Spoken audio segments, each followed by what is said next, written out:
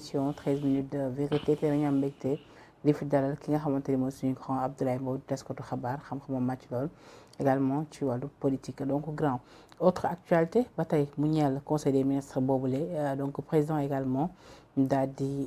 sant ki nga xamante ni mooy jëriñ bu yees bu ñu nekk wàllu justice di le professeur Ismaïla Madior Fall ni na gaaw sëgg ci la loi d'amnistie ñu xool ñi nga xamante ne yoon war na leen war a mën a amnistie ca loolu dañu njort ni ki nga xamante ni moo di Karim ak Khalifa Sall danañ ca bokk sa gis-gis ak lu ni mel. waaw defe naa ni nag Sénégal ñu bari yàgg nañu yëkkati kaddu si langue politique bi. si sénégalais lambda bi si société civile bi. ni Karim ak Khalifa Sall dañoo war a bokkaat si lépp li nga xam moo di jongante bu ñu organiser Sénégal donc bu ñu demee président Macky Sall waxoon ni peu avant 2019 que bu ñu ko falaatee amaana mu jëm si li nga xam moo di loi d'amnistie soxal ñenn ñi nga xam ne perdre nañ seen droit civique et politique. léegi nag bu defee l'annonce à travers ba laaj son ministre de la justice mu wut vraiment mécanisme yi nga xam ne daañu si mën a tàbbi on dira bravo parce que tam loolu la ñuy xaar maintenant lan moo di nekk contenu bi lan moo di nekk contenant bi parce que Khalifa Sall autant Karim Wade autant ils ont été condamnés pour des faits économiques léegi est-ce que dañ siy dëxëñ lépp li nga xam ne njort nañu ni kii wala kële commettre na crime économique depuis entre 2012 et 2024 on ne sait pas mais dans tous les cas il y a certains spécialistes qui plaident pour le changement du contenu et des orientations des articles L29 L30 L31 du code électoral bi nga xam ne foofu la ñuy wax ni pour nga nekk candidat faw nga nekk électeur te boo nekkul électeur mënoo doon candidat def naa ni loolu tam voie la boo xam ne war nañu ko mën a xoolaat maintenant est-ce que condamnation bi dafay des ba léegi est-ce que li nga xam ne moo di amende bu ñu teg seen kaw dafay des ba léegi def naa ni ñoom ñoo si mën a waxtaan mais une amnistie ne doit pas être un deal politique encore une fois ou des deals politiques ou des compromissions politiques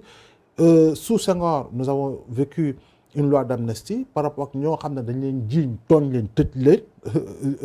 à la réclusion criminelle à vie ñu mel ni Mamadou Dia ñu mel ni Valdiodio Ndiaye sous Abdou Diouf y a eu la loi d'amnistie jëm si ñi nga xam ne ñoom la ñu duutoon baaraam dans le cadre de la rébellion à travers le mouvement des forces démocratiques de la Casamance. Sous Abdoulaye Wade on a eu la loi d'amnistie portée par le député Ibrahima Isidore Ezan dont la loi porte le nom la loi Ezan à travers une proposition de loi ba nga xam ne si la ñu amnistier lépp li nga xam ne crime politique la de 88 à 2000 donc bu ñëwee fii nag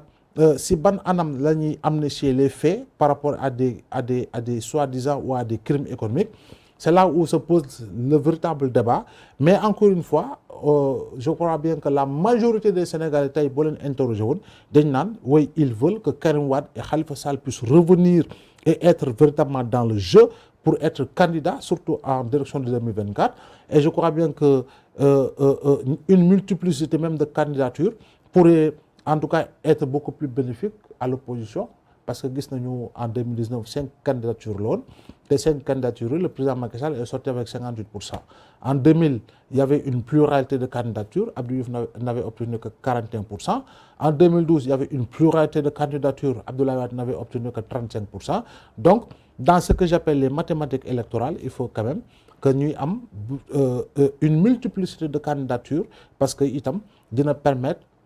un effritement j'allais dire un émiettement de l'électorat du président sortant surtout que dañoo toll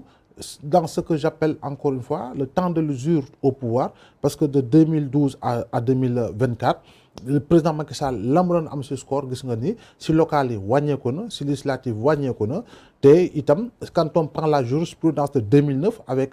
l'entrée en force de Benno Siggil Sénégal à travers les élections locales de 2009 dañuy jàpp ni effectivement 2024 tout peut arriver et ça pourrait basculer véritablement en faveur d'une opposition qui pourrait grignoter dans l'électorat du président Macky Sall ba nga xam ni peut-être qu'il sera en deçà de la barre des 50%. effectivement li nga wax ni mu nekk également gis-gis ñu bëri ñi président Macky Sall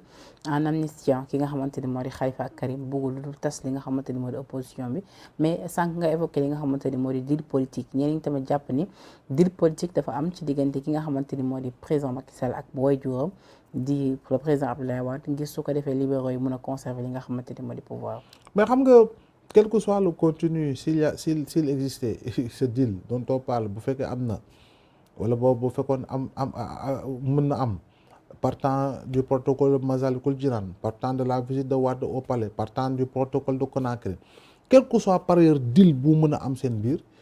il ne faut jamais oublier que le peuple souverain mooy décider au matin de chaque élection. Donc ce peuple souverain là, les libéraux 50 ans au pouvoir, ce n'est pas à eux d'en décider, c'est aux Sénégalais d'en décider. Il faut quand même loolu ñu koy rappeler dafa baax parce que itam mun nga nekk dans des combinaisons politiques, mais quel que soit par ailleurs le contenu et les orientations de ce combinaison politique, il y a toujours le peuple qui est là, souverain, yore kartam di xaar bésu élection pour xool kan lay fal kan lay sanctionner. De ce point de vue là, Abdoulaye Wade Macky Sall lëkkaloo, Karim Wade ñibbi si Sénégal lëkkaloo ak Macky Sall, ñeneen ñu jóge woon PDS nekk si yeneen kuréel ñëw lëkkaloo, quel que soit le nombre, quelle que soit la pléthore de responsables qui se retrouvent, encore une fois, il appartiendra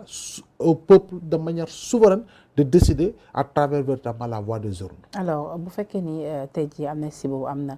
ñu amnistie kii di Karim Wade ak Khalifa ba ñu mën a bokk si jongante yi li benn Malick Gakou tamit également ñëw dugg si dégg nañ ko kàddu mu yëkkati foofu ci Tivaouane ni moom pare na pour 2024 et que tamit am na ci yaakaar di nga ci joxe léegi sa xalaat, mais lu ni mel su amee lan la mën a impacter ci candidature Ousmane Sonko ak potentiel candidature Aminata Touré. Mais xam nga encore une fois boo jëlee opposition bi, Macky Sall jamono ju mi nekk si biir opposition bi dafa nekkoon Benno Siggil Sénégal ànd si ak ñoom Moussa Niack ndem si yàlla Ousmane Tanor ak ñeneen. Donc si biir opposition boobu noonu le futur président bi génn muy di président muy Macky Sall dem deuxième tour gagné Abdoulaye Wade. Donc fii nii Ousmane Sonko 15% yi mu am en 2019 mais mun na ko multiplier. mun na ko yokkaat en 2024 ñun la see Karim Wade bu ñëwee itam am na loo xam ne da koy jël moo ko moom, Khalifa Sall bu ñëwee itam dafa am loo xam ne da koy jël moo ko moom, loolu lépp ñuy jël defe naa ni dafay gën a wàññi doole du point de vue du poids électoral dafay gën a wàññi doole président sortant bi. Boo jëlee Aminata Touré responsable bi mu doon ak jaar-jaaram am na loo xam ne mi ngi koy peser sur le plan politique parce que ràññee nañ ko ci bu baax. Donc moom elle peut être le réceptacle des frustrés de l'APR et de Benno, elle peut être le réceptacle des anti-troisième mandat. Te boo jëlee Abdou Diouf diggante 98 ak 2000 am na ñu am doole ñoo xam ne génn nañu, on a vu les résultats. Boo jëlee Abdoulaye Wade entre 2011 et 2012 au-delà du président Macky Sall en 2008 am na ñu bari ñoo xam ne ay responsables yoo xam ne génn nañu te am na lu ñu yóbbaale. Donc président Macky Sall itam na xalaat ni wala boog na xaar ni au-delà de Mimi Touré il y aura certainement d'autres responsables yoo xam ne mën nañu génn fii nga xam ne moo di APR wala Benno wa illaa ñu ànd ak Mimi wa illaa ñu ànd ak keneen wa illaa ñu demal seen bopp, mais loolu tam il faut ñu koy xaar. Donc quel que soit par ailleurs lii xew, le jeu politique et le jeu électoral dafay am d'autres réalités yoo xam ne dafay wuuteeg les réalités précédentes. Parce que 2012 booy ñëw bees am na loo xam ne temps de grâce la boo xam ne population bi la koy may, temps de grâce boobu moo lay permettre souvent nga am un second mandat. Abdoulaye Wade l'a eu en 2007 avec 51% ou 54% des suffrages valablement exprimés, mais boo xoolee 54% yooyu nu mu daanoo par rapport en 2012 au point de se retrouver avec daanaka 35%. Donc alors dooguma la mais léegi da nga wax lu am solo nga ni tey jii possible retour bu Khalifa Sall ak bu Karim ak tey jii candidature Mimi Touré ak Ousmane Sonko ak ñoom ñëpp mun na wàññi chance ki nga xamante ne mooy nekk chance le président sortant di le président Macky Sall. Donc ci loolu est-ce que moom tontuwu leen indirectement que ni bëggul troisième mandat parce que su bëggoon quand même du réduire ay chance am. waaw mais xam nga man dama mës a gëm ni le président Macky Sall ne fera pas de troisième ne posera pas une troisième candidature, non pas de troisième mandat mais une troisième candidature, parce que Abdoulaye Wade a eu une troisième candidature mais il n'avait pas pu obtenir un troisième mandat. Donc président Macky Sall ak li xew Afrique de l'Ouest ak li xew ci àddina bi ak moom position bi mu nekk en tant que président de l'Union africaine di dem fu ne di jéem a jubale di créer ay di dugg ci ay situation pour créer un équilibre, véritablement un retour à l'ordre constitutionnel dans plusieurs pays, am bët bi ñu koy xoolee defe naa ni nag man je me dis qu'il n'ose pas poser les actes pour véritablement mener le pays dans une certaine stabilité politique et sociale. De ce point de vue-là, je me dis que moom li mu yaakaaroon wax ko defe naa ni si loolu la war a wéy maanaam la constitution m'interdit formellement et à tous les niveaux véritablement et à toutes les échelles de poser une troisième candidature en 2024. defe naa ni loolu sax moom mu dugg si c'est encore plus dangereux pour lui. Plus dangereux pour lui dans la mesure où tey jii nii quel que soit par ailleurs nu muy amee y aura un front ou des fronts contre une troisième candidature du président Macky Sall. Et véritablement du nekk des fronts vides dafa am si lu ñuy sukkandiku am ay vidéo am ay propos am ay lu ne loo xam ne amaana daañu ko wasaare Sénégal gi yëpp daañu ko wasaare partout dans le monde pour que l'on puisse dire effectivement le président Macky Sall est tenté de faire tenté de reproduire la méthode Alassane Dramane Ouattara, même s'il faut rappeler que la Côte d'Ivoire n'est pas le Sénégal et nous n'avons pas la même histoire politique et électorale et démocratique parce que Côte d'Ivoire lu mu néew coup d'état am na fa amaat na fa Côte d'Ivoire lu mu néew y a eu une guerre traitement civil entre les différentes factions Laurent Gbagbo Ouattara et les autres Côte d'Ivoire lu mu néew am na loo xam ne ni en réalité Sénégal amu ko te Sénégal mosu ko dund donc réalité yi bokkul boo gisee Houphouët bu mu demee pratiquement il y a eu une succession des fils d'Houphouët au pouvoir jusqu'à l'arrivée au pouvoir de Robert Guèye Sénégal nag yàlla mi ngi siy dimbali nous avons une tradition démocratique boo xam ne ñu bare naw nañu si on a eu 2 alternances pour un pays qui a 62 ans d'indépendance donc de ce point de vue là damay jàpp ni président Macky Sall moom bu xamee loolu ak li mu dundoon entre 2011 ak 2012 ak li bakken ñu root entre 2011 et 2012 mu war a ñëw ne dafay forcer pour une troisième candidature alors que le ministre de la justice actuel Ismaïla Madior Fall avait dit nul,